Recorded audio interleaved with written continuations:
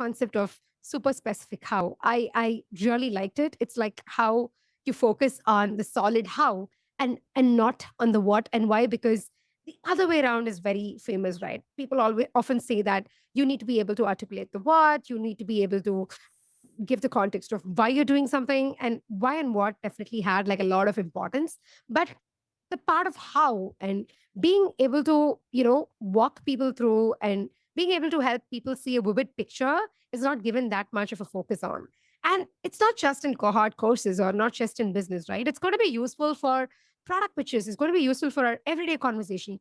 This concept of super specific how seems very interesting. Can you walk us through, like, how did you get to coin that phrase, and what it really entails?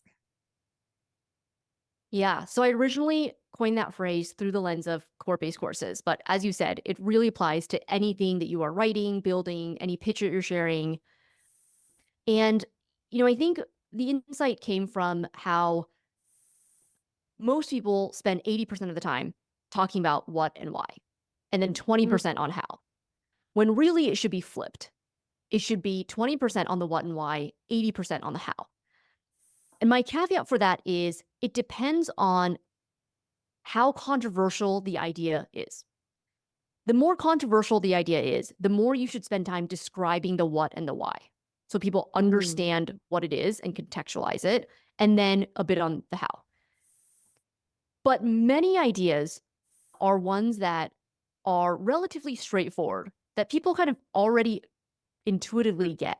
And you don't mm. need to actually spend so much time beating the dead horse talking about the what and the why. So an Yeah. example is, one of our early product courses, the product manager had a section on the importance of communication. Mm, And it was this 80-20, where 80% was on why communication matters for product managers. And I was just like, every product manager knows communication is important.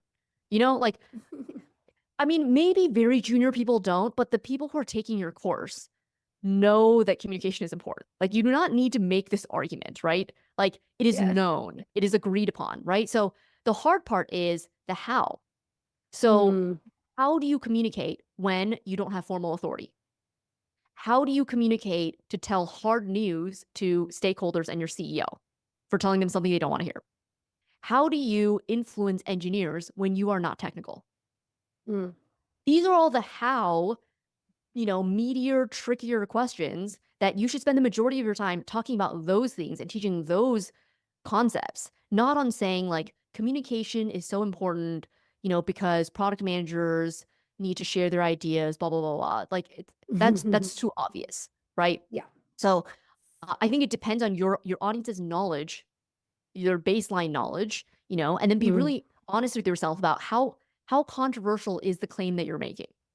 If you are, mm, for example, going to propose that your company completely do a 180 on a strategy and abandon their current market to go after a completely different customer, well, then you should explain the what and the why a bit yeah. more, right? Like, because Yeah. that is like legitimately quite a big change, you know? Yeah.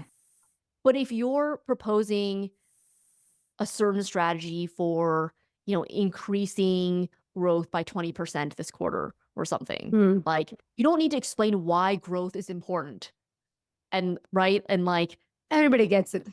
everyone kind of already gets it. So, Yeah. focus on here's the idea, here's the hard Mm, part, here's how it would work, here's why I think it will work. I will also say that you should always cover all three. It's just what percentages do you want to yeah. allocate, you know? Yeah. Mm. And yeah, make sure that you're not accidentally wasting time or talking down to your audience by like over explaining something that everyone already